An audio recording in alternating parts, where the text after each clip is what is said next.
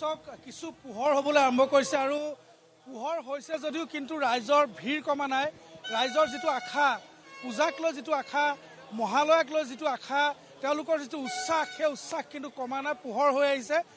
নিশা প্ৰায় 12 বজাৰ পিছৰ পৰা যোৰহাটৰ বিভিন্ন পথত এনেধৰণে এটা পৰিৱেশ দেখা পোৱা যায়। নিশা 12 বজাৰ পিছৰ পৰা এতিয়ালৈকে সেই একে পৰিৱেশে বিৰাজ কৰি আছে। গড়ালিৰ দৃশ্য মই দেখাই আছোঁ। গড়ালিত কেনেধৰণে এই মুহূৰ্ততো যথেষ্টখিনি ৰাইজ সমবেত হৈছে। তাৰ সমানে সমানে বিভিন্ন সাংস্কৃতিক অনুষ্ঠান এই মুহূৰ্তত চলি আছে। সকলোৱে পৰিয়ালৰ সহিতে এনেধৰণে তেওঁলোকে আহিছে। আহি তেওঁলোকে মহালয়া পুৱাটো তেওঁলোকে উপভোগ কৰা দেখা পোৱা গৈছে। আৰু দেখা পাইছে আপুনি যে কেমেৰা লেন্সত আপুনি যলৈকে দেখিব তলৈকে কেৱল আপোনালোকে দেখা পাব কেৱল মানুহ আৰু মানুহ, আৰু সকলোৱে এনেধৰণে মহালয়া উপভোগ কৰা দেখা পোৱা গৈছে। কাৰণ লোকবিশ্বাস আছে যে আজিৰ দিনটোত দেৱী মা মৰ্ত্যলৈ নামি আহে, স্বৰ্গৰ পৰা মৰ্ত্যলৈ নামি আহে। আৰু আজিৰ দিনটোত যদি প্ৰাতঃভ্ৰমণ কৰা যায় তেনেহ'লে সমাজৰ পৰা অসূয়া অপ্ৰীতি নাইকিয়া হৈ যায়, শৰীৰ সুস্থ থাকে, এনেধৰণৰ এটা লোকবিশ্বাস আছে।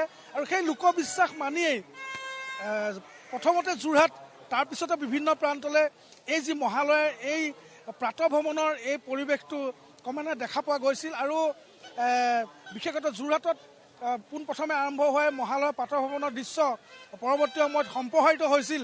কিন্তু যোৰহাটত এই উৎসাহ কাহানিও কমা নাই। মহালয়াৰ দিনাখন এনেধৰণেই এটা পৰিৱেশে বিৰাজ কৰে আৰু সকলোৱে তেওঁলোকে পৰিয়াল সহিতে ওলাই আহে, তেওঁলোকে সমনীয়া সতীৰ্থৰ সৈতে ওলাই আহে। আৰু নিশা প্ৰায় তেওঁলোকে নোহোৱা বুলি ক'লেও বেয়া নহয়, কাৰণ কাইলৈ পুৱাই যিহেতু 1টা বজাতে ওলাই আহিব লাগিব।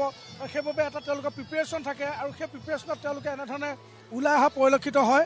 সকলোৱে পোহৰ হৈছে যদিও তেওঁলোকে এনেধৰণে এতিয়াও তেওঁলোকে বিভিন্ন প্ৰান্তৰ পৰা, বিভিন্ন দূৰ দূৰণিৰ পৰা তেওঁলোকে প্ৰাতঃভ্ৰমণ কৰি আহে আৰু আহি এনেধৰণে গড়ালিটো সম্পূৰ্ণকৈ তেওঁলোকে নিজৰ ঘৰমুৱা হয়। আৰু দেখা পাইছে যে এটা পৰিৱেশে মুহূৰ্তত বিৰাজ কৰে আজিৰ দিনটোত।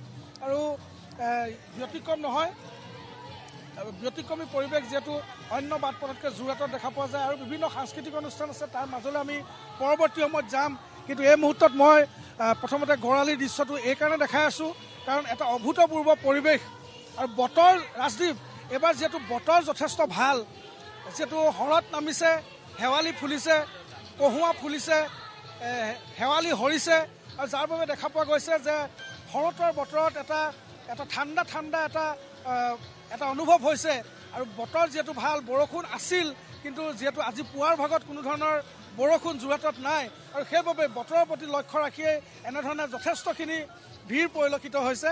আৰু তেওঁলোকে এনেধৰণে বতৰ ভাল হোৱাৰ বাবেই ৰাইজ এনেধৰণে হিলদোল ভাঙি ওলাই অহা দৃশ্য পৰিলক্ষিত হৈছে। ওলাই আহি তেওঁলোকে মহালয়া পুৱা এনেধৰণে উপভোগ কৰা দেখা পোৱা গৈছে। কাৰণ সকলো যিহেতু একেলগে ওলাই আহে, ওলাই আহি মহালয়া পুৱাটো ইয়াত বিভিন্ন তেওঁলোকে যদি কণ ল'ৰা ছোৱালী আহে তেওঁলোকে বেলুন, পুতলা আদি ক্ৰয় কৰে, বা যিসকল অভিভাৱক আহে তেওঁলোকে জেলেপি, বিশেষতঃ যোৰহাটৰ পদপথত আপুনি জেলেপি পাব। এই জেলেপি লয় আৰু লৈ পুৱাৰ প্ৰাতঃভ্ৰমণৰ পৰা গৈ তেওঁলোকে জেলেপিৰ সৈতে তেওঁলোকে চাহকাপ তেওঁলোকে গ্ৰহণ কৰে মহালয়া বুলি।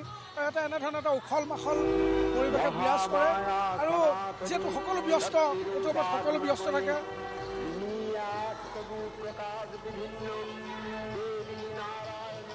যিহেতু সকলো ব্যস্ত থাকে আৰু ব্যস্ত হৈ তেওঁলোকে এনেধৰণে তেওঁলোকে মহালয়া পুৱাটো তেওঁলোকে উপভোগ কৰা দেখা পোৱা যায়। আৰু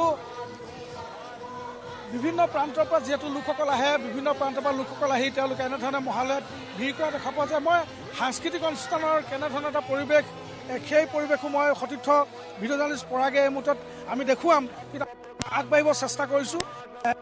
আমি ভিৰৰ পৰিৱেশ দেখালোঁ, তাৰ সমানে সমানে কিছু সাংস্কৃতিক অনুষ্ঠান হৈ আছে। এই সাংস্কৃতিক অনুষ্ঠান কেনেধৰণে তেওঁলোকে অনুষ্ঠিত কৰে সেই পৰিৱেশো এটা বিশেষ আৰতি চলি আছে, তাৰ সমানে চলি আছে। এনেধৰণৰ এটা পৰিৱেশে বিৰাজ কৰে। সকলোৱে সাংস্কৃতিক যি অনুষ্ঠান সেই অনুষ্ঠান তেওঁলোকে উপভোগ কৰে। উপভোগ কৰি মহালয়া পুৱা এনেধৰণে দেখা পোৱা যায়। পৰিয়ালৰ সৈতে তেওঁলোকে মহালয়া পুৱাটো উপভোগ কৰা দেখা পোৱা যায়। আৰু ইয়াতো দেখা পোৱা গৈছে এনেধৰণে পুনৰ সাংস্কৃতিক